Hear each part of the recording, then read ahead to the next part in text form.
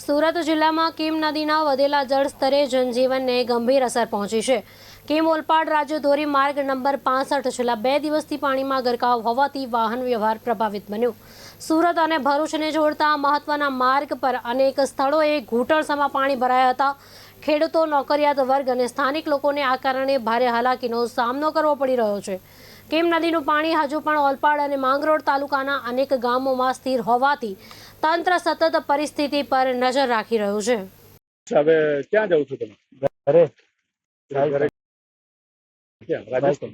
કેમ શું ગયું? हाँ पानी भर गया तो फिर अंदर आ गया तो फिर हमारे दवा मुश्किल पड़ी रहा। તો અંદર વ્યવસ્થા નથી કંપનીમાં?